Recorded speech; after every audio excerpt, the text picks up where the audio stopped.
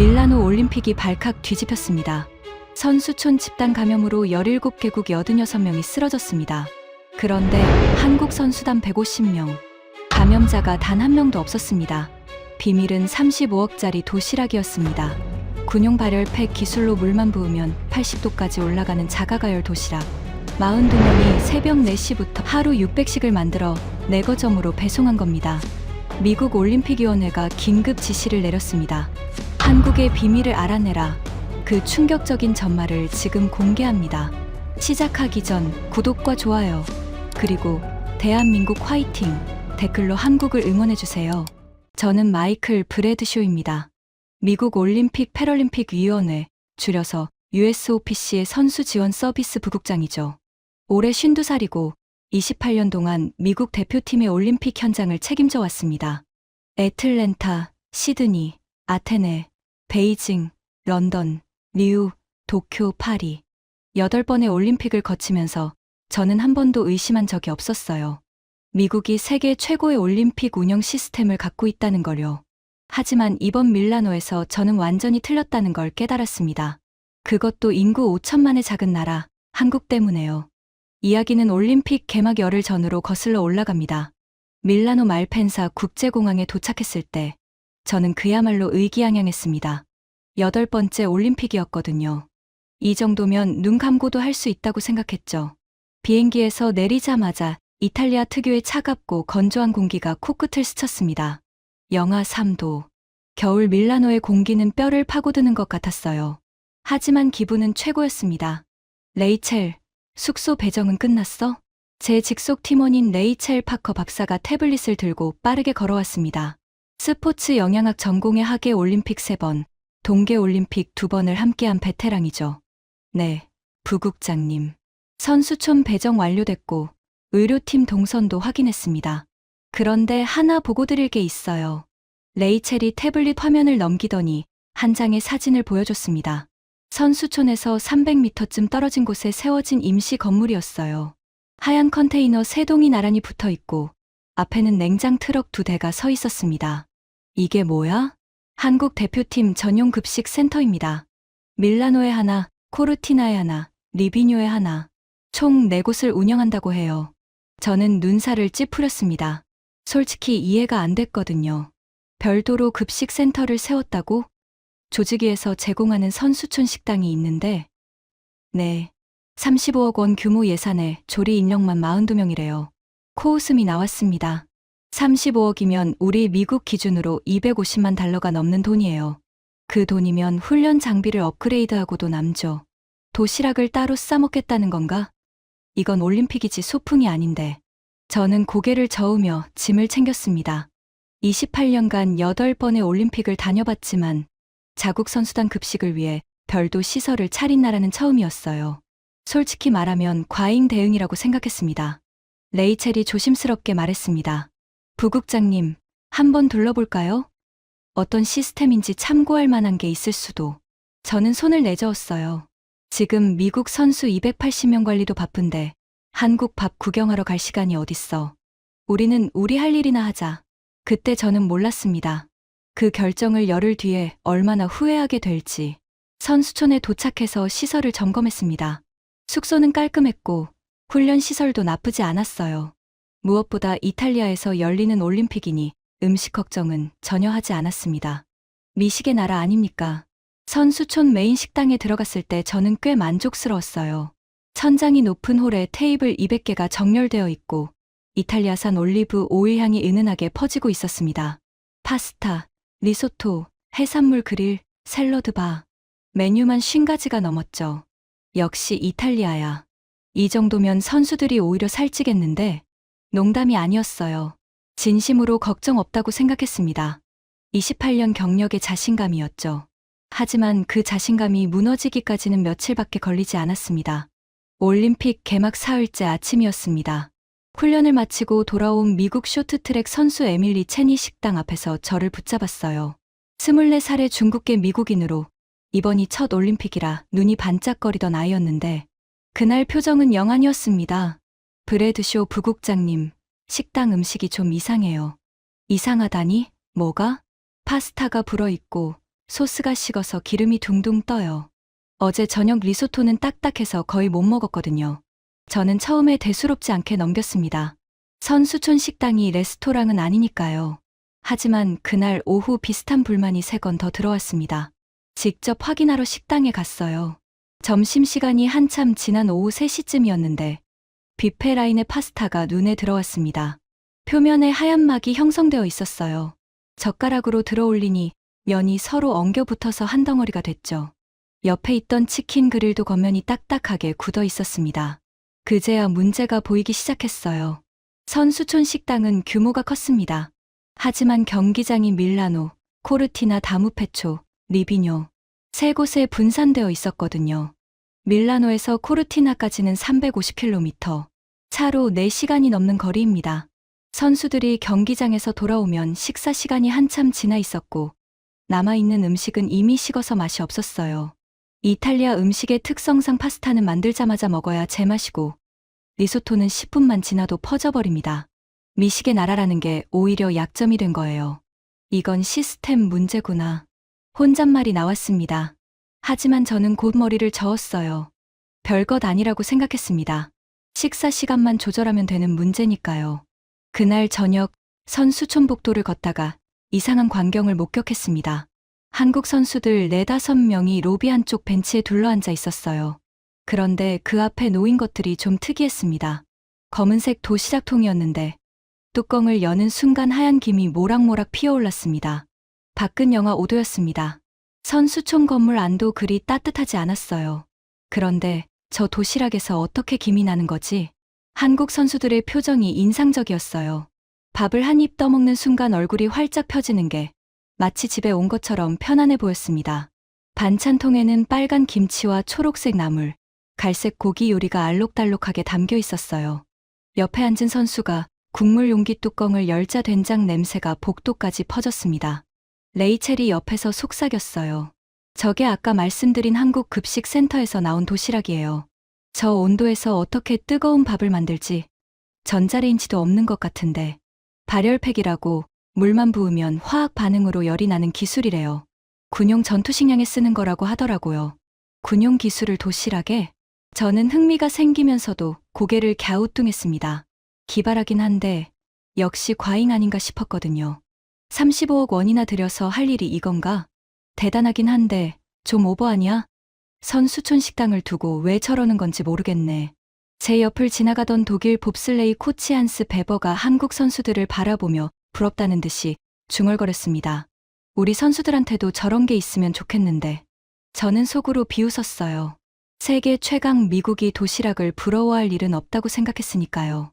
하지만 그날 밤 뭔가 찝찝한 기분이 들었습니다. 침대에 누워 천장을 보면서 한국 선수들의 표정이 계속 떠올랐어요. 따뜻한 밥을 먹으며 웃던 얼굴. 우리 선수들의 식사 시간 불만과 너무 대비가 됐습니다. 설마. 그때까지도 저는 그 설마가 현실이 될 거라고 상상하지 못했습니다. 올림픽 닷새째부터 상황이 조금씩 이상해지기 시작했어요. 코르티나 경기장에서 돌아온 미국 바이애슬론 선수 2명이 설사 증상을 호소했습니다. 의료팀은 단순 장염이라고 판단했어요. 이동 중에 먹은 간식이 문제였을 거라고요. 하지만 다음 날 같은 증상을 보이는 선수가 3명 더 나왔습니다. 이거 좀 이상한데요. 레이첼이 의료 보고서를 들고 왔을 때 저는 약간의 불안을 느꼈습니다. 하지만 아직 심각하게 생각하지는 않았어요. 올림픽에서 소소한 건강 문제는 늘 있는 일이니까요. 그런데 엿새째 아침 핀란드 대표팀 숙소 앞에서 구급차 2대가 출동하는 걸 목격했습니다.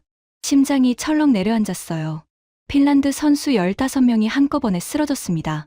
복도에서 마주친 핀란드 코칭 스태프의 얼굴이 하얗게 질려 있었어요. 눈동자가 초점을 잃은 채 허공을 바라보고 있었습니다.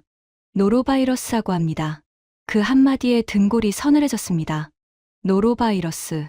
올림픽 현장에서 가장 듣기 싫은 단어 중 하나였어요. 전염성이 극도로 강해서 한 명이 걸리면 주변 수십 명이 쓰러질 수 있는 바이러스입니다. 그 순간부터 상황이 걷잡을 수 없이 돌아갔습니다.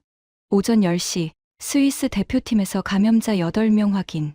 오후 1시 노르웨이 크로스컨트리 팀에서 7명 추가.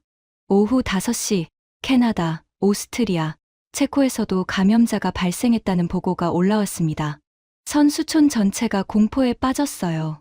식당 출입구에 소독 스테이션이 급하게 설치됐고 마스크를 쓴 의료진이 복도를 뛰어다녔습니다. 엘리베이터 버튼을 누르기도 무서워하는 선수들이 생겼어요. 어제까지 활기차던 선수촌 로비가 병원 대기실처럼 변해버렸습니다. 소독약 냄새가 코를 찔렀습니다. 어디를 가든 알코올 소독제 냄새가 따라왔어요. 식당 테이블마다 소독 티슈가 놓였고 선수들은 음식을 집어먹기 전에 서로의 얼굴을 살폈습니다. 눈빛에 불안이 가득했죠. 저는 비상대책회의를 소집했습니다. 미국 선수단 의료팀, 영양팀, 코칭 스태프 12명이 좁은 회의실에 모였어요. 현재까지 미국 선수 감염자는 몇 명이야? 공식 확진은 없습니다. 하지만 설사 증상을 보이는 선수가 5명이고 검사 결과를 기다리는 중이에요. 레이첼의 목소리가 떨리고 있었습니다. 그녀가 동요하는 모습을 처음 봤어요. 5번의 올림픽을 함께한 사람인데 말이죠. 5명이라고? 회의실 공기가 무거워졌습니다. 선수 5명이 빠지면 메달 전략 전체가 흔들리는 겁니다. 특히 에밀리 첸이 포함되어 있었어요. 여자 피겨 쇼트 프로그램이 사흘 뒤인데 부국장님, 감염 경로가 아직 특정 안 됐습니다. 선수촌 식당이 유력하지만 확실하지 않아요. 식당 이용을 중단시켜. 그러면 선수들이 뭘 먹죠? 침묵이 흘렀습니다. 대안이 없었어요. 우리 미국은 세계 최대 규모의 올림픽 예산을 쓰면서도 식당 하나 문제의 대안이 없었습니다. 바로 그때였습니다. 레이첼이 태블릿으로 뭔가를 보여주며 말했어요. 부국장님, 이것 좀 보세요. 현재 각국 감염 현황입니다. 스크린에 표가 떴습니다. 핀란드 15명, 스위스 12명, 노르웨이 7명, 캐나다 4명, 오스트리아 3명, 미국 5명 의심. 그리고 맨 아래에 한 줄이 있었어요. 한국, 선수단 150명, 감염자 0명. 저는 눈을 비볐습니다. 잘못 본 건가 싶었어요. 이게 정확한 거야? 네. 한국 대표팀 의료 보고서에 따르면 개막 이후 단 한 건의 소화기 관련 이상도 보고되지 않았습니다. 같은 선수촌에 있습니다. 같은 건물, 같은 엘리베이터, 같은 복도를 공유하고 있어요. 그런데 한국만 0명이라고? 저는 의자에서 일어나 창문으로 걸어갔습니다. 선수촌 건너편에 한국 깃발이 보였어요. 그 옆에 서 있는 하얀 컨테이너 건물. 며칠 전 도착했을 때 코웃음 쳤던 그 급식 센터였습니다. 가슴이 뜨끔했어요. 한국이 35억을 들여 별도 급식 센터를 만들었다고 비웃었던 기억이 떠올랐거든요. 과잉 대응이라고 무시했던 그 시스템이 지금 이 순간 150명의 건강을 완벽하게 지키고 있었습니다. 저 사람들은 대체 뭘 알고 있는 거지? 혼잣말이 나왔습니다. 하지만 체면이 있으니 쉽게 물어볼 수는 없었어요. 미국 올림픽위원회 부국장이 인구 5천만 소국의 도시락 비법을 물으러 간다. 말이 안 되죠. 그날 밤 최악의 전화가 왔습니다. 자정을 넘긴 시각에 워싱턴 본부에서 직통 전화가 울렸어요. USOPC 사무총장 제임스 콜린스였습니다. 62살의 노련한 관료로 백악관 스포츠 정책 자문을 겸하고 있는 사람이죠. 이 사람이 직접 전화한다는 건 상황이 심각하다는 뜻이었습니다. 마이클, 상황 보고 받았다. 사무총장님, 현재 대응 중입니다. 선수촌 식당 이용을 제한하고 개별 식사 대책을. 그건 됐고, 한 가지 물어보겠다. 한국 선수단 150명 중 감염자가 0명이라는 보고가 올라왔다. 이게 사실인가? 확인은 했습니다. 사실입니다. 수화기 너머로 짧은 침묵이 흘렀습니다. 마이클, 48시간 안에 원인 분석 보고서를 올려. 한국이 어떤 시스템을 쓰고 있는지, 우리가 도입할 수 있는 건지 전부 알아내. 사무총장님, 그건 한국의 내부 시스템인데 제가 어떻게 방법을 찾아. 미국 선수가 메달을 못 따는 건 용서할 수 있어도 밥 먹다 쓰러지는 건 용서가 안 돼. 의회에서 난리가 날 거야. 전화가 끊겼습니다. 저는 한참 동안 전화기를 내려다봤어요. 손이 미세하게 떨리고 있었습니다. 28년 경력 동안 이런 지시를 받은 적은 처음이었거든요. 한국의 급식 시스템을 조사하라는 미국 정부의 공식 지시. 열흘 전에 코웃음 쳤던 바로 그 시스템을 말이에요. 창밖을 내다봤습니다. 어둠 속에서 한국 급식 센터의 불빛이 아직도 켜져 있었어요. 자정이 넘었는데 말입니다. 저 안에서 누군가가 지금도 내일 아침 도시락을 준비하고 있는 것 같았습니다. 그 순간 등고를 타고 오한 같은 것이 지나갔어요. 그 150명을 지키고 있는 시스템은 대체 뭘까? 내일 아침 저는 그 답을 찾으러 가야 합니다. 28년의 자존심을 내려놓고요. 잠을 못 잤습니다. 새벽 3시에 눈이 떠져서 천장만 바라봤어요. 워싱턴 본부의 지시가 머릿속에서 맴돌았습니다. 48시간. 한국 시스템을 분석해서 보고서를 올려라. 28년 경력 동안 이렇게 당혹스러운 임무는 처음이었어요. 문제는 자존심이었습니다. 미국 올림픽위원회 부국장이 한국 대표팀에 찾아가서 당신들 밥 어떻게 만드는 거냐고 물어봐야 한다니. 상상만 해도 얼굴이 화끈거렸어요. 하지만 선택의 여지가 없었습니다. 미국 선수 5명의 검사 결과가 오전에 나옵니다. 만약 노로바이러스 양성이 나오면 이건 더 이상 급식 문제가 아니라 의회 청문회 감이에요. 새벽 5시 레이첼에게 메시지를 보냈습니다. 오전 8시 한국급식센터 앞에서 만나자. 답장이 바로 왔어요. 알겠습니다. 그런데 부국장님, 사전에 한국 쪽에 연락을 해야 하지 않을까요? 맞는 말이었습니다. 아무리 급해도 남의 시설에 불쑥 들어갈 수는 없으니까요. 하지만 공식 채널로 가면 시간이 너무 걸립니다. IOC를 통해 요청하면 서류만 이틀이에요. 저는 잠시 고민하다가 직접 찾아가기로 했습니다. 현장에서 부딪히는 게 빠르거든요. 28년 경력의 경험이 알려주는 거였어요. 관료적 절차보다는 사람 대 사람으로 만나는 게 낫다고. 오전 7시 반, 선수촌을 나섰습니다. 밖은 영하 7도였어요. 숨을 들이쉴 때마다 코 안이 얼얼하고 내뱉는 숨이 하얗게 피어올랐습니다. 장갑을 낀 손이 주머니 속에서도 곱았어요. 한국급식센터까지 걸어서 5분 거리였는데 가는 길에 이상한 걸 발견했습니다. 트럭 2대가 급식센터 앞에 서 있었어요. 하얀 보온 상자가 줄줄이 실려 나오고 있었습니다. 새벽 7시 반인데 이미 배달 준비가 끝나 있다는 뜻이었죠. 벌써 출발하는 거야? 레이첼이 트럭 뒤를 바라보며 말했습니다. 코르티나 경기장까지 4시간이니까 점심 도시락이 제 시간에 도착하려면 이 시간에 출발해야 하는 거겠죠. 그 말을 듣는 순간 뭔가가 머리를 스쳤어요. 350km를 매일 왕복한다고? 도시락 하나 때문에. 그것도 새벽부터. 급식센터 입구에 도착했을 때 문 앞에 서 있던 한국인 남성이 저를 봤습니다. 체육회 로고가 새겨진 남색 점퍼를 입은 30대 후반쯤 되어 보이는 사람이었어요. 키는 저보다 한 뼘쯤 작았지만 눈빛이 단단했습니다. 안녕하세요. 무슨 일이신지? 영어가 약간 어눌했지만 정확했어요. 저는 명함을 꺼내 건넸습니다. 순간 자존심이 목까지 차올랐지만 꾹 참았어요. 미국 올림픽위원회 선수지원 부국장 마이클 브래드쇼입니다. 실례지만 한국 급식 시스템에 대해 여쭤볼 게 있어서 찾아왔습니다. 그가 명함을 받아 들더니 잠시 쳐다봤어요. 그리고 예상하지 못한 반응을 보였습니다. 미소를 지은 겁니다. 박성호라고 합니다. 대한체육회 급식운영 현장 팀장이에요. 안으로 들어오시죠. 너무 쉽게 문이 열려서 오히려 당황했습니다. 저였으면 이렇게 바로 들여보내지 않았을 거예요. 최소한 상부 승인은 받았을 테니까. 하지만 박성호라는 사람은 아무런 망설임도 없이 문을 열어줬어요. 급식센터 안에 한 발자국 들어서는 순간 코끝에 익숙하면서도 낯선 향이 스쳤습니다.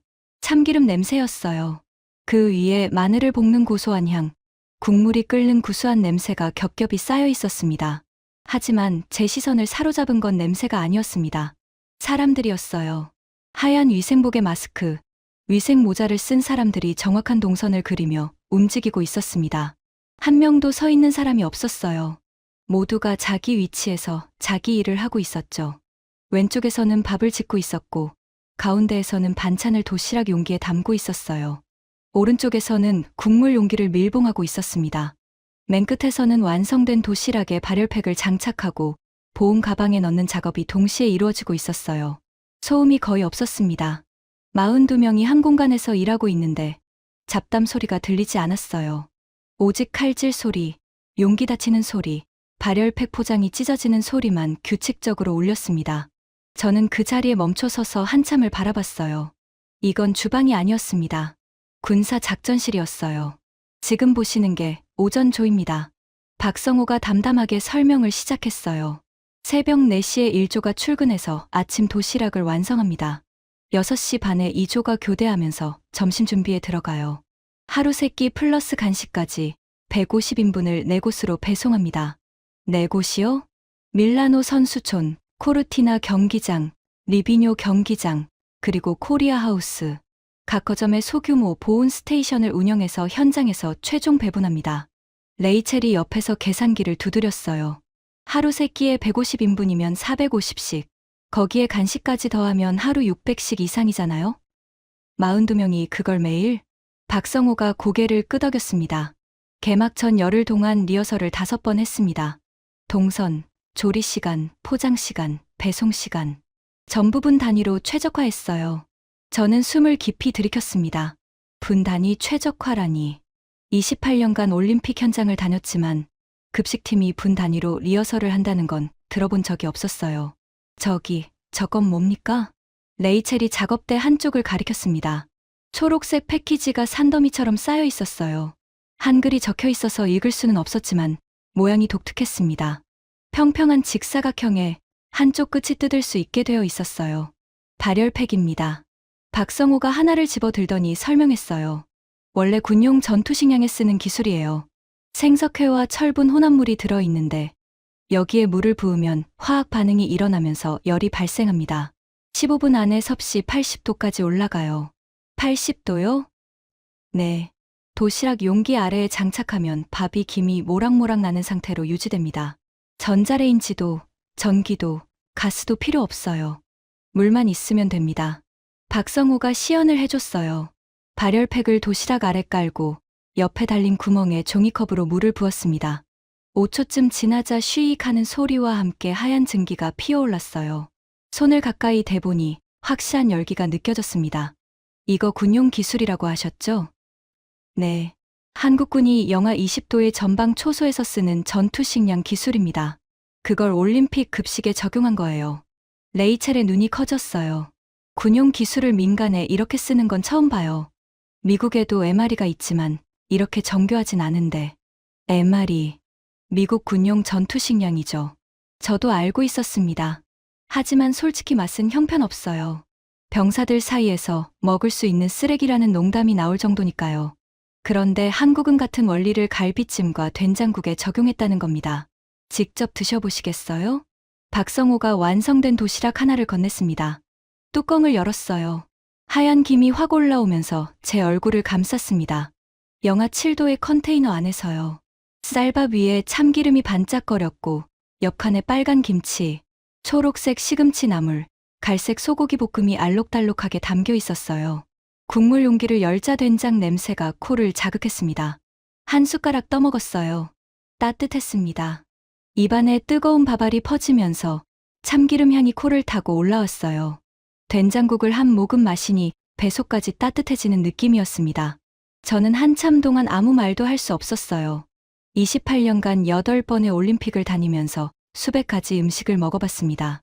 미쉐린 셰프가 만든 올림픽 특별식도 먹어봤고요.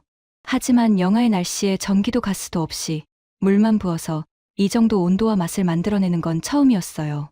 이걸 매일 150명한테 제공하는 겁니까? 네. 하루 3끼요. 한 끼도 빠지지 않고 한 끼도 빠진 적 없습니다. 박성호의 목소리에는 자부심이 아니라 당연함이 묻어 있었어요. 마치 원래 이렇게 하는 거 아닌가요? 라는 투였죠. 레이첼이 저를 바라봤습니다. 눈빛이 이렇게 말하고 있었어요. 열흘 전에 제가 둘러보자고 했을 때 오셨으면 좋았을 텐데. 저는 아무 대답도 할 수 없었습니다. 그때 박성호가 한쪽 벽을 가리키며 말했어요. 이쪽으로 오시겠어요? 위생관리 시스템을 보여드리죠. 벽면에 대형 화이트보드가 걸려 있었습니다. 빼곡하게 적힌 한글과 숫자들. 저는 읽을 수 없었지만 구조는 알아볼 수 있었어요. 조리 구역별 온도 기록, 식재료 입고 시간, 조리 완료 시간, 포장 시간, 배송 출발 시간이 30분 단위로 기록되어 있었습니다. 이건 햇섭 기반관리 차트예요. 햇섭이요? 위에요. 소중 점관리 시스템입니다. 식품안전관리의 국제 표준이죠. 저희는 여기에 자체 기준을 더했어요. 조리 후 2시간 이내 배송 완료, 보온 온도 60도 이상 유지, 식재료 수령 후 4시간 이내 사용. 이 3가지를 어기면 전량 폐기합니다. 전량 폐기요? 네. 기준 이탈 시 그 배치 전체를 버립니다. 아까워도요. 저는 화이트보드의 숫자들을 하나씩 훑어봤어요. 빈칸이 하나도 없었습니다. 개막일부터 오늘까지 단 한 번의 기준 이탈도 없었다는 뜻이었어요. 그 순간 깨달았습니다. 한국 선수단 감염자 0명은 운이 아니었어요. 이 화이트보드가 그 증거였습니다. 매일, 매 끼니, 30분 단위로 관리하는 사람들. 기준에서 1도라도 벗어나면 전량 폐기하는 시스템. 150명을 지키는 건 도시락이 아니라 이 시스템이었습니다. 박 팀장님, 한 가지만 더 물어봐도 될까요? 네, 뭐든지요. 왜 이렇게까지 하는 겁니까? 간단한 질문이었어요. 하지만 박성호의 표정이 처음으로 변했습니다. 미소가 사라지고 눈빛이 깊어졌어요. 잠시 침묵이 흘렀습니다. 그건 좀 긴 이야기인데 시간 되시면 말씀드릴게요. 시간은 충분합니다. 사실 시간이 충분하지 않았어요. 48시간 중 이미 10시간이 지났으니까요. 하지만 직감적으로 느꼈습니다. 이 대답이 보고서의 핵심이 될 거라고. 박성호가 작업대 옆 의자 2개를 끌어왔어요. 조리팀원들이 쉬는 시간에 앉는 간이 의자였습니다. 스테인리스 다리에 비닐 시트가 씌워진 편하지는 않은 의자였죠. 그가 앉더니 잠시 먼 곳을 바라봤습니다. 창문 너머 하얀 알프스 산맥이 아침 햇살에 반짝이고 있었어요. 그리고 입을 열었습니다. 8년 전 이야기입니다. 박성호의 목소리가 조용해졌어요. 저는 21살이었어요. 대학교 식품영양학과 3학년이었는데 평창 동계올림픽 자원봉사에 지원했습니다. 선수촌 급식 보조로 배정받았죠. 평창이면 한국에서 열린 올림픽이죠? 네. 한국 역사상 첫 동계올림픽이었어요. 나라 전체가 들떠 있었습니다. 저도 마찬가지였고요. 올림픽 현장에서 일한다는 것 자체가 꿈만 같았거든요. 박성호가 잠시 말을 멈추고 손을 내려다봤습니다. 조리용 칼을 수천 번 잡아서 굳은 살이 박인 손이었어요. 개막 닷새 전이었어요. 선수촌 보안요원 한 명이 갑자기 쓰러졌습니다. 구토와 설사 증상이었어요. 처음에는 단순 식중독이라고 생각했죠. 노로바이러스였군요. 네. 하지만 그때는 몰랐어요. 다음 날 보안요원 12명이 같은 증상으로 쓰러졌습니다. 그 다음 날은 30명. 그 다음 날은 80명. 박성호의 목소리가 미세하게 떨렸어요. 이틀 만에 300명이 넘게 쓰러졌습니다. 보안요원, 자원봉사자, 스태프, 선수촌이 아비규환이었어요. 화장실마다 줄이 늘어섰고 구급차가 하루에 몇십 번씩 드나들었죠. 저는 숨을 참고 듣고 있었습니다. 원인이 뭐였습니까? 선수촌 숙소 건물의 지하 물탱크였어요. 오염된 지하수가 물탱크로 유입된 겁니다. 그 물로 세면도 하고 조리도 하고 청소도 했으니까요. 선수들은 감염되지 않았나요? 다행히 선수 감염은 거의 없었어요. 주로 보안요원과 스태프였습니다. 하지만 문제는 그게 아니었어요. 박성호가 저를 똑바로 바라봤습니다. 문제는 우리가 막을 수 있었다는 겁니다. 사전에 물탱크 검사를 더 철저히 했으면, 급식 시스템을 분리했으면, 위생관리 기준을 더 높였으면 300명이 쓰러지기 전에 잡을 수 있었어요. 잠시 침묵이 흘렀습니다. 급식 센터 안에서 조리팀원들이 일하는 소리만 규칙적으로 울렸어요. 저는 그날 선수촌 복도에서 구급차에 실려가는 사람들을 봤습니다. 자원봉사자 동료들이었어요. 어제까지 같이 웃고 떠들던 친구들이 들것에 실려가는 거예요. 얼굴이 하얗게 질려서 눈도 못 뜨고 박성호의 눈시울이 붉어졌습니다. 하지만 눈물은 흘리지 않았어요. 그날 밤 기숙사에서 잠을 못 잤습니다. 천장을 보면서 생각했어요. 이건 내 잘못이 아니야. 나는 21살짜리 자원봉사자일 뿐이야. 하지만 동시에 다른 생각도 들었어요. 어떤 생각이요? 다시는 이런 일을 겪고 싶지 않다. 만약 내가 이 분야에서 일하게 된다면 절대로 이런 일이 일어나지 않게 만들겠다. 박성호가 벽 한쪽을 가리켰습니다. 제가 아까 놓쳤던 부분이었어요. 화이트보드 옆에 작은 사진 한 장이 붙어 있었습니다. 신문 기사를 오려붙인 것 같았어요. 한글이라 내용은 읽을 수 없었지만 사진 속에 들것에 실려가는 사람들이 보였습니다. 그리고 그 옆에 검은 마커로 쓴 손글씨 2글자가 있었어요. 레이첼이 박성호에게 물었습니다. 저 글씨는 뭐라고 쓰여 있는 건가요? 박성호가 잠시 그 글씨를 바라보더니 대답했어요. 다시는, 영어로 하면 never again입니다. never again. 저는 그 2글자를 한참 동안 바라봤습니다. 8년 전 21살 청년이 300명이 쓰러지는 걸 목격하고 그날 밤 결심한 것. 그리고 8년 동안 그 결심을 놓지 않고 여기까지 온 것. 대학 졸업하고 바로 대한체육회에 지원했습니다. 급식 운영팀에 들어갔어요. 처음 3년은 국내 대회 급식만 담당했죠. 아시안게임, 유니버시아드. 경험을 쌓으면서 해외 올림픽 급식 시스템을 연구했어요. 발열팩 도시락은 언제부터 개발한 겁니까? 4년 전부터요. 군납업체와 협력해서 전투식량 기술을 올림픽 급식에 맞게 개조했습니다. 시행착오가 많았어요. 처음에는 열이 너무 강해서 밥이 타기도 했고, 약해서 미지근하기도 했고, 식품안전 인증까지 받는데 2년이 걸렸습니다. 2년이요? 네. 발열 온도, 지속 시간, 화학 반응 부산물의 안전성, 전부 검증해야 했어요. 급하다고 대충 할 수는 없으니까요. 저는 고개를 숙였습니다. 열흘 전에 35억짜리 도시락이라고 비웃었던 기억이 떠올랐어요. 그 35억 뒤에 8년의 결심과 4년의 개발, 2년의 검증이 있었다는 걸 그때는 몰랐습니다. 박 팀장님, 하나만 더 여쭤볼게요. 네. 지금 이 순간에도 노로바이러스가 퍼지고 있습니다. 한국 선수단은 안전하지만 다른 나라 선수들은 쓰러지고 있어요. 혹시 이 시스템을 다른 나라에도 적용할 수 있을까요? 박성호가 잠시 생각하더니 말했습니다. 시스템 자체는 어렵지 않아요. 기술도, 장비도, 매뉴얼도 있으니까. 문제는 의지입니다. 이걸 하겠다는 결심을 누가 하느냐가 중요해요. 그 말이 가슴에 꽂혔습니다. 의지, 결심. 8년 전 21살 청년이 했던 바로 그것. 저는 28년 동안 8번의 올림픽을 다녔지만 이런 결심을 한 적이 있었던가? 미국은 세계 최대 예산을 쓰면서 이런 시스템을 만들겠다는 결심을 한 적이 있었던가? 답은 아니었습니다. 부끄러웠어요. 급식 센터를 나온 건 오전 11시쯤이었습니다. 3시간 넘게 안에 있었는데 체감으로는 30분밖에 안 된 것 같았어요. 그만큼 충격이 컸습니다. 선수촌으로 돌아오는 길에 레이첼이 말했어요. 부국장님, 이건 보고서 수준이 아니에요. 논문감이에요. 나도 안다. 근데 워싱턴에서 믿을까요? 한국 팀장 한 명 말만 가지고는 약해요.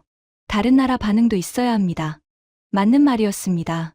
보고서에 설득력을 넣으려면 다중검증이 필요했어요. 한국 자체 평가만으로는 부족하고 제3자의 시각이 있어야 워싱턴이 진지하게 받아들일 겁니다. 좋아. 이탈리아 조직위, 독일 코치, IOC 의료팀. 세 곳에서 인터뷰를 따자. 오후 1시 첫 번째 인터뷰. 이탈리아 올림픽 조직위원회 급식 서비스 매니저 니콜라 페레티를 만났습니다. 50살의 이탈리아인으로 유럽 스포츠 대회 급식을 20년간 관리해온 베테랑이었어요. 하지만 지금 그의 얼굴에는 피로와 좌절이 가득했습니다. 니콜라, 현재 상황을 어떻게 보고 있습니까? 그가 양손으로 얼굴을 감쌌어요. 이탈리아 남자가 이런 모습을 보이는 건 상당히 무너졌다는 뜻이었죠. 최악이에요, 마이클. 20년간 유럽 대회를 관리하면서 이런 사태는 처음입니다. 우리 이탈리아는 음식에 자존심이 있거든요. 세계 최고의 식재료, 최고의 셰프를 동원했는데 결과가 이겁니다. 감염 경로는 파악됐습니까? 아직 확정은 안 됐지만 선수촌 메인 식당의 샐러드 바가 유력해요. 세척 과정에서 오염된 물이 사용됐을 가능성이 높습니다. 한국 시스템에 대해서는 알고 있습니까? 니콜라의 표정이 변했어요. 자존심과 인정 사이에서 갈등하는 게 눈에 보였습니다. 알고 있어요. 사실 개막 전에 한국 측이 별도 급식센터를 설치하겠다고 했을 때 저는 기분이 나빴습니다. 우리 시스템을 신뢰하지 않는다는 뜻으로 받아들였거든요. 이탈리아에서 열리는 올림픽인데 이탈리아 음식이 마음에 안 든다는 거냐고. 지금도 그렇게 생각합니까? 긴 침묵이 흘렀어요. 니콜라가 창밖을 바라봤습니다. 멀리 알프스 산맥이 보였어요. 아니요. 그때 제가 틀렸어요. 한국은 우리 시스템을 불신한 게 아니라 자기 선수들을 위한 최선의 준비를 한 겁니다. 20년 경력이 부끄럽습니다. 저는 이탈리아 음식의 품질에만 집중했지 식품 안전 시스템을 이 수준까지 올릴 생각은 못했어요. 니콜라가 주머니에서 휴대전화를 꺼내더니 사진 한 장을 보여줬습니다. 한국 급식센터의 화이트보드였어요. 니콜라도 이미 가서 봤다는 뜻이죠. 저 관리 차트를 봤을 때 소름이 돋았어요. 30분 단위 기록, 기준 이탈 시 전량 폐기. 이건 레스토랑 수준이 아니라 제약 공장 수준이에요. 아니, 그 이상입니다. 첫 번째 검증 완료. 개최국 급식 책임자가 인정했습니다. 오후 3시, 두 번째 인터뷰. 독일 봅슬레이 코치 한스 베버. 며칠 전 선수촌 복도에서 한국 도시락을 부러워하던 그 사람이었어요. 독일 대표팀은 감염자가 3명 나와서 분위기가 좋지 않았습니다. 한스, 독일은 올림픽 선수 관리 시스템이 세계적으로 유명하잖아요. 이번 사태를 어떻게 보고 있습니까? 한스가 씁쓸하게 웃었어요. 독일은 체계와 효율의 나라라고 자부해왔죠. 하지만 이번에 완전히 깨졌습니다. 우리는 훈련 프로그램, 장비 관리, 데이터 분석에서는 세계 최고예요. 그런데 선수들이 뭘 먹는지에 대해서는 조직위를 믿고 맡겨버렸거든요. 한국 시스템을 보셨습니까? 어제 한국급식센터에 가봤어요. 독일 대표팀 영양사와 함께 갔습니다. 어떠셨습니까? 한스가 한참 동안 대답을 하지 않았어요. 두 손을 깍지 끼고 무릎 위에 올려놓은 채로 생각에 잠겨 있었습니다. 마이클, 저는 25년간 독일 스포츠계에 있었어요. 독일식 체계를 자랑스러워했고요. 하지만 한국급식센터를 보고 깨달았습니다. 진짜 체계라는 건 보이지 않는 곳까지 관리하는 겁니다. 보이지 않는 곳이라면 훈련이나 장비는 눈에 보여요. 선수가 몇 초를 단축했는지, 장비가 몇 그램 가벼워졌는지 숫자로 나오니까. 하지만 급식은 안 보이거든요. 선수가 뭘 먹었는지, 그게 얼마나 안전한지 아무도 신경 안 써요. 문제가 터지기 전까지는. 한스가 목소리를 낮췄어요. 한국은 그 보이지 않는 곳을 35억이나 들여서 관리한 겁니다. 독일이라면 그 돈을 풍동 실험이나 썰매 소재 개발에 썼을 거예요. 어떤 게 더 현명한 투자였는지 지금 결과가 말해주고 있잖아요. 두 번째 검증 완료. 체계의 나라 독일이 인정했습니다. 오후 5시, 세 번째 인터뷰. IOC 의료위원회 파견 의료팀장 피에르 뒤퐁 박사. 프랑스 출신의 감염병 전문의로 올림픽 의료 지원 15년 경력의 전문가였어요. 뒤퐁 박사님, 의학적 관점에서 한국 시스템을 평가해 주시겠습니까? 피에르는 안경을 고쳤으며 노트북을 열었어요. 화면에 엑셀 차트가 떠 있었습니다. 먼저 숫자부터 보시죠. 현재 노로바이러스 감염 현황입니다. 총 감염자 86명, 17개국에서 발생. 감염률 상위 5개국은 핀란드, 스위스, 노르웨이, 오스트리아, 캐나다 순입니다. 미국은요?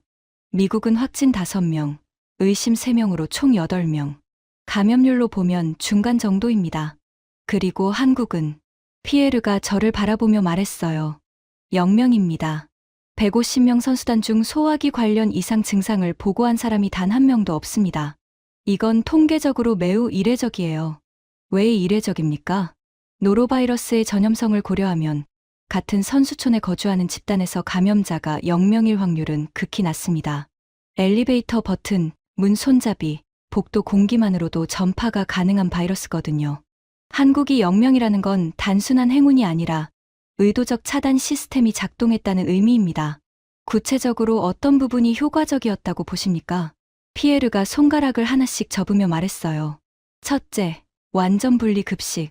선수촌 공용 식당을 아예 사용하지 않았으니까 식당 경유 감염병로가 원천 차단됐어요. 둘째, 발열팩 기술. 조리 후 고온이 유지되니까 바이러스 잔존 가능성이 대폭 줄었습니다. 노로바이러스는 85도 이상에서 1분이면 사멸하거든요. 셋째, 해썹 기반 위생관리. 30분 단위 모니터링에 기준 이탈 시 전량 폐기. 이건 제약 산업의 GMP 수준입니다. 피에르가 노트북을 닫으며 말했습니다. 마이클, 솔직히 말하겠습니다. 저는 15년간 올림픽 의료 지원을 해왔지만 한 나라의 급식 시스템이 이 수준인 건 처음 봤어요.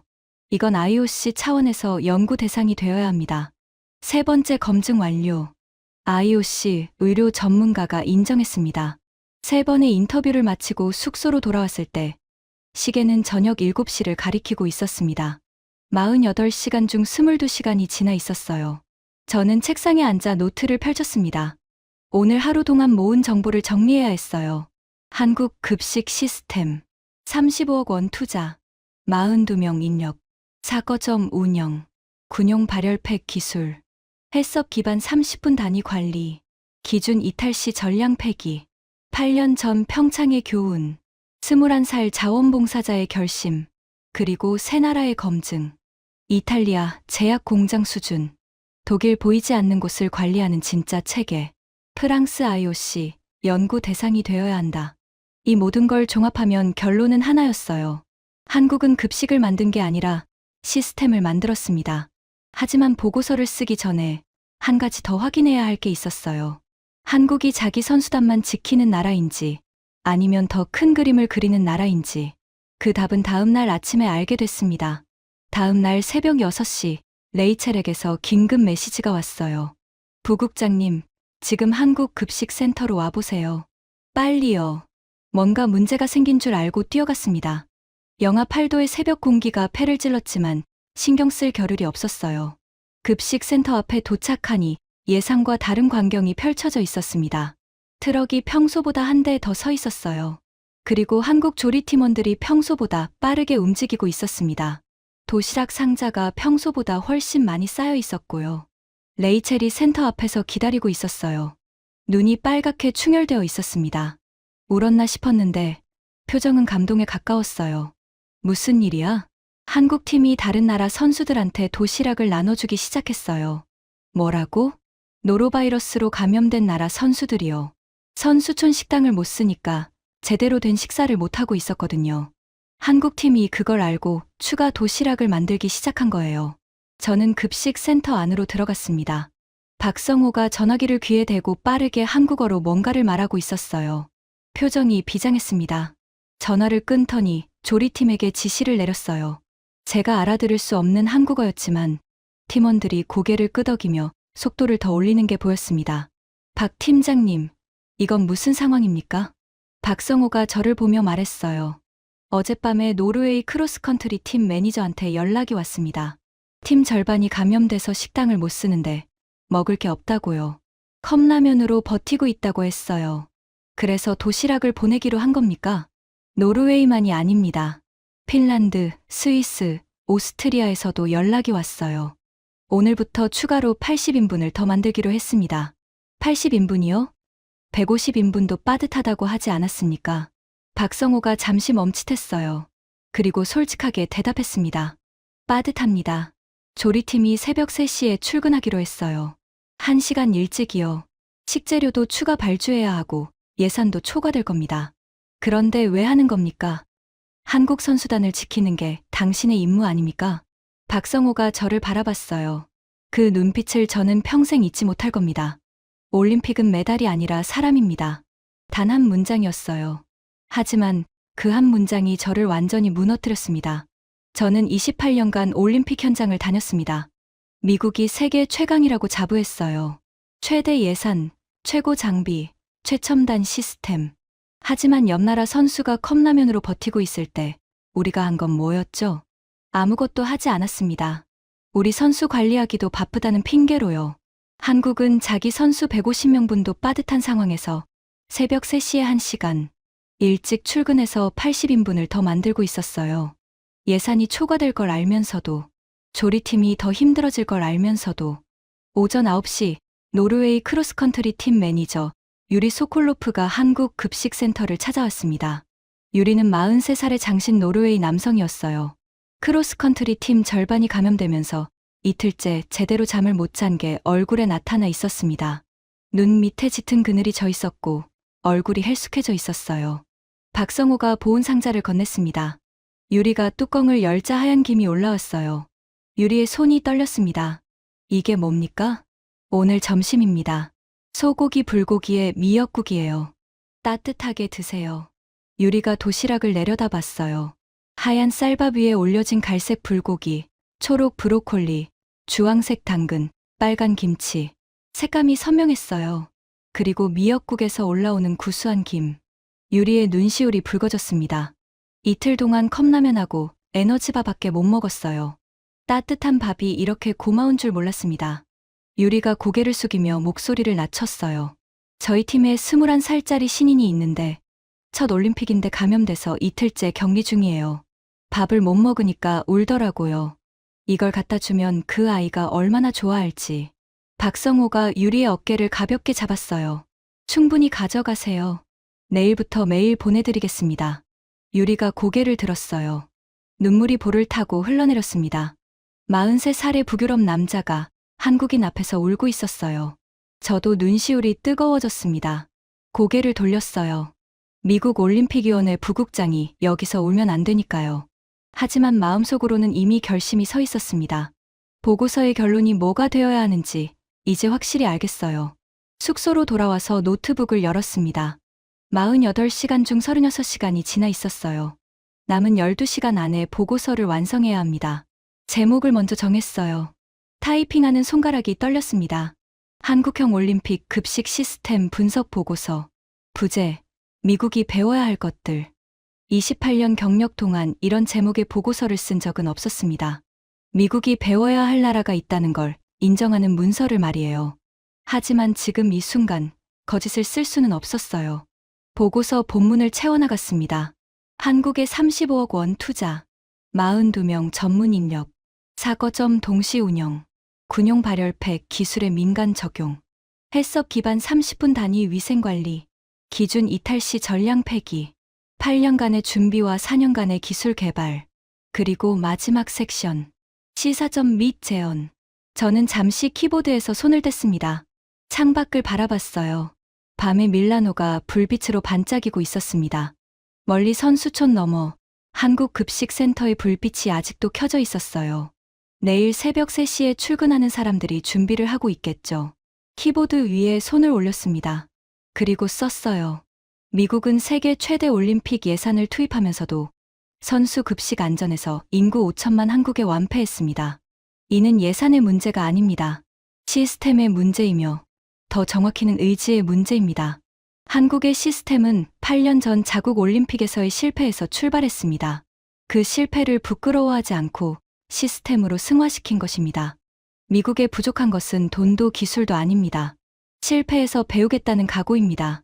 본 보고서는 차기 LA 올림픽에 한국형 분리급식 시스템의 도입을 강력히 권고합니다. 저는 보고서를 저장하고 노트북을 닫았습니다. 그리고 오랫동안 창밖을 바라봤어요. 28년, 8번의 올림픽, 세계 최강 미국. 그런데 오늘 한국의 38살 급식 팀장한테 제가 배운 겁니다. 올림픽이 뭔지, 준비가 뭔지, 그리고 강함이 뭔지. 내일 아침 이 보고서가 워싱턴에 도착하면 어떤 반응이 올까요? 두근거렸습니다. 두려움이 아니라 기대감이었어요. 보고서를 보낸 건 새벽 2시였습니다. 48시간 데드라인까지 4시간을 남기고 저는 전송 버튼을 눌렀어요. 23페이지짜리 보고서. 제목은 한국형 올림픽 급식 시스템 분석 보고서. 부제, 미국이 배워야 할 것들. 보내고 나서 한참 동안 노트북 화면을 바라봤습니다. 28년 경력 동안 수백 건의 보고서를 썼지만 이번만큼 손이 떨린 적은 없었어요. 미국이 배워야 한다는 문장을 적으면서 자존심이 칼날처럼 쓰렸거든요. 세계 최강 미국의 올림픽 시스템을 책임지는 사람이 인구 5천만 나라의 도시락 시스템에 무릎을 꿇었다는 고백이니까요. 하지만 거짓을 쓸 수는 없었습니다. 그날 오전 잠을 겨우 2시간 자고 눈을 떴는데 휴대전화에 부재중 전화가 7통이나 찍혀 있었어요. 전부 워싱턴 본부 번호였습니다. 심장이 쿵 내려앉았어요. 보고서가 문제가 됐나? 너무 과했나? 미국의 체면을 깎는 내용이라고 질책하려는 건가? 떨리는 손으로 제임스 콜린스 사무총장에게 전화를 걸었습니다. 신호음이 2번 울리기도 전에 전화가 연결됐어요. 마이클. 제임스의 목소리에서 분노를 예상했습니다. 하지만 들려온 건 전혀 다른 톤이었어요. 침묵이었습니다. 3초쯤 지나자 제임스가 입을 열었어요. 보고서 읽었다. 사무총장님, 혹시 내용에 문제가? 마이클, 28년간 자네 보고서를 수백 건 읽었어. 하지만 이런 보고서는 처음이야. 저는 숨을 멈추고 다음 말을 기다렸습니다. 미국 올림픽 시스템을 28년간 책임진 사람이 한국에 배워야 한다고 쓴 거잖아. 이게 얼마나 큰 용기인지 나는 알아. 예상하지 못한 말이었어요. 질책이 아니라 인정이었습니다. 사무총장님, 내가 이 보고서를 집행위원회에 올렸다. 오늘 오후 긴급회의가 소집됐어. 긴급회의요? 마이클, 자네 보고서에 있는 한국의 숫자들 말이야. 35억 원 투자, 42명 입력, 사거점 운영, 150명 감염자 0명. 이걸 우리 미국 시스템과 비교하면 어떻게 되는지 아나? 저는 알고 있었습니다.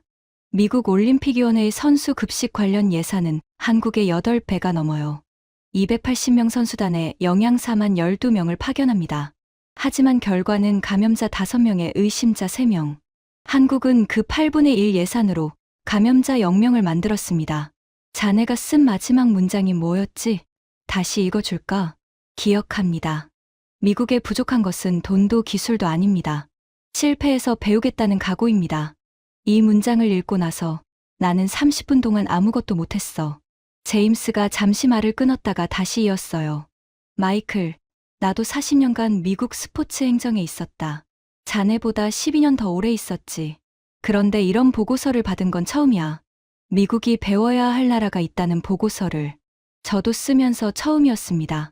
하지만 맞는 말이야. 다 맞아. 우리가 예산만 늘리고 시스템은 안 바꿨다는 거. 8년 전 실패해서 배운 나라와 매번 같은 방식만 고집하는 나라의 차이. 전부 맞아. 제임스가 단호한 목소리로 말했습니다. 이 보고서를 기반으로 LA 올림픽 급식 시스템 개편 프로젝트를 가동한다. 자네가 총괄해라. 제가요? 한국 시스템을 직접 보고 온 사람이 자네잖아. 한국대한체육회와 공식 협력을 추진해. 필요하면 MOU도 체결하고. 전화를 끊고 나서 저는 한동안 아무것도 할 수 없었어요. 양손바닥으로 얼굴을 감싸고 의자에 기대앉았습니다. 어깨가 떨렸어요. 울고 있었습니다. 안도, 자책, 감사. 여러 감정이 한꺼번에 밀려왔어요. 28년간 미국이 최고라고 믿었습니다. 의심한 적이 없었어요. 하지만 밀라노에서 한국의 38살 급식 팀장과 그의 42명 팀이 보여준 건 제가 28년간 보지 못했던 것이었습니다. 진짜 준비란 뭔지, 진짜 강함이란 뭔지, 그리고 올림픽 정신이 뭔지. 그날 오후 마지막으로 해야 할 일이 있었습니다. 한국 급식 센터를 다시 찾았어요. 이번에는 공식 방문이었습니다. USOPC 부국장 자격으로 한국대한체육회에 공식 협력을 제안하기 위해서요. 박성호가 입구에서 저를 맞았습니다. 어제와 똑같은 남색 점퍼, 똑같은 단단한 눈빛이었어요. 하지만 오늘은 그 눈빛이 다르게 보였습니다. 열흘 전에는 과잉 대응하는 작은 나라 사람으로 보였는데 지금은 8년의 결심을 지켜온 사람으로 보였거든요. 박 팀장님, 공식적으로 말씀드릴 게 있습니다. 네, 무슨 일이신지요? 저는 자세를 바로 했어요. 미국 올림픽위원회 부국장으로서가 아니라 한 사람의 올림픽 종사자로서 말하고 싶었습니다. 미국 올림픽 패럴림픽 위원회에서 한국대한체육회에 공식 협력을 제안합니다. 차기 LA 올림픽에 한국형 급식 시스템을 벤치마킹하여 도입하고 싶습니다. 박성호의 표정이 미세하게 변했어요. 놀란 건 아니었고 뭔가 뭉클한 표정이었습니다. 미국이요? 네. 세계 최대 올림픽 예산을 쓰는 미국이 한국에 배우러 가겠다는 겁니다. 잠시 침묵이 흘렀어요. 급식 센터 안에서 조리 팀원들이 일하는 소리가 멀리서 들렸습니다. 칼질 소리, 국물 끓는 소리, 용기 닫히는 소리. 박성호가 저를 똑바로 바라보며 말했어요. 저희가 이 시스템을 만든 건 자랑하려고가 아닙니다. 8년 전에 실패했기 때문에 만든 겁니다. 부끄러운 기억에서 출발한 시스템이에요. 알고 있습니다. 그래서 더 배우고 싶은 겁니다. 미국이 이 시스템을 도입하면 수천 명의 선수들이 더 안전하게 올림픽을 치를 수 있게 됩니다. 그게 저희의 목적이에요. 한국 선수만 지키는 게 아니라 올림픽 전체를 더 안전하게 만드는 것. 박성호가 손을 내밀었어요. 기꺼이 협력하겠습니다. 저는 그 손을 잡았습니다. 38살 한국인의 손. 굳은 살이 박인 하루에 600식을 만드는 손. 새벽 3시에 출근하는 손. 8년 전 다시는 일하고 결심한 청년의 손. 손을 잡는 순간 8년의 무게가 전해지는 것 같았어요. 올림픽 폐막식 날, 저는 선수촌 로비에 서 있었습니다. 밀라노 올림픽이 끝났어요. 노로바이러스 사태에도 불구하고 대회는 무사히 마무리됐습니다. 한국 선수단은 끝까지 감염자 0명을 기록했고요. 하지만 이번 올림픽에서 가장 큰 메달은 경기장이 아니라 급식센터에서 나왔다고 저는 생각합니다. 로비에서 우연히 노르웨이의 유리를 만났어요. 이틀 전까지 격리 중이던 팀원들이 모두 회복해서 크로스컨트리 계주에 출전했다고 했습니다. 메달은 못 땄지만 완주했다고요. 유리가 저를 보더니 미소를 지었어요. 마이클, 한국 팀한테 인사는 했어요? 아직요. 꼭 하세요. 한국 도시락이 아니었으면 우리 팀은 완주도 못했어요. 독일의 한스도 만났습니다. 봅슬레이 경기를 마친 직후였는데 환하게 웃고 있었어요. 한스, 경기 결과는 어땠습니까? 은메달이에요. 하지만 그보다 중요한 걸 얻었어요. 뭐요? 겸손이요. 독일이 세계 최고가 아닐 수도 있다는 걸 배웠거든요. 한국한테요. 이탈리아의 니콜라도 멀리서 보였어요. 여전히 지친 얼굴이었지만 올림픽을 끝낸 안도감이 묻어나고 있었습니다. 눈이 마주치자 고개를 살짝 숙이며 인사했어요. 말은 없었지만 그 인사에 담긴 의미를 알겠더라고요. 그리고 에밀리, 노로바이러스 의심 판정을 받았지만 다행히 음성으로 나온 뒤 여자 쇼트트랙 1500m에서 동메달을 땄습니다. 시상식 뒤에 저를 찾아왔어요. 부국장님, 감사합니다. 한국 도시락을 못 먹어봤지만 한국 시스템 덕분에 우리도 안전했을 거예요. 왜 그렇게 생각해? 한국이 감염자 0명이라는 게 알려지면서 조직위가 식당 위생 기준을 확 올렸잖아요. 한국이 기준을 보여줬으니까 다른 나라도 따라간 거죠. 24살짜리 선수가 그걸 알아채다니. 저는 속으로 감탄했어요. 에밀리 말이 맞았습니다. 한국의 감염자 0명은 한국만의 승리가 아니었어요. 그 기준이 올림픽 전체의 수위를 올린 겁니다. 밀라노를 떠나는 비행기에서 창밖을 바라봤습니다. 알프스 산맥이 구름 사이로 보이다 사라졌어요. 2주간의 밀라노가 끝났습니다. 하지만 제 안에서는 뭔가가 시작되고 있었어요. 28년간 8번의 올림픽을 다녔습니다. 미국이 세계 최고라고 믿었어요. 가장 큰 예산, 가장 많은 인력, 가장 첨단의 장비. 숫자로 보면 미국이 1등이었습니다. 하지만 밀라노에서 배웠어요.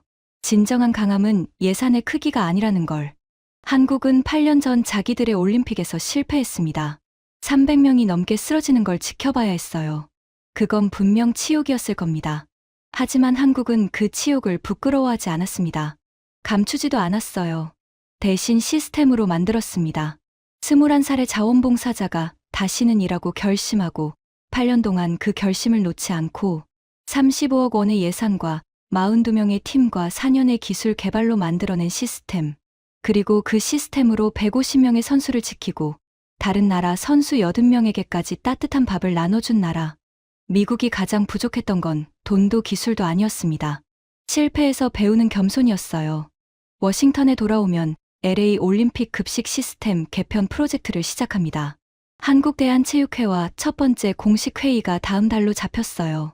박성우 팀장이 서울에서 기다리고 있겠죠. 그때 저는 이렇게 말할 겁니다. 당신한테 배우러 왔습니다. 28년 경력의 미국 올림픽위원회 부국장이 38살 한국 급식 팀장에게. 부끄럽지 않습니다. 오히려 자랑스러워요. 배울 줄 아는 것도 강함이니까. 그리고 하나 더. 밀라노에서 돌아온 뒤 제 사무실 벽에도 종이 한 장을 붙였습니다. 거기에는 단 2글자가 적혀 있어요. 다시는. 박성우에게 배운 가장 무거운 2글자. 지금까지 밀라노 올림픽에서 35억짜리 한국 도시락이 세계를 놀라게 한 이야기였습니다. 실패를 시스템으로 바꾼 대한민국이 자랑스럽지 않으신가요? 이 이야기가 감동이 되셨다면 주변에 널리 공유해 주세요. 구독과 좋아요도 부탁드립니다. 지금까지 터칭 스토리였습니다.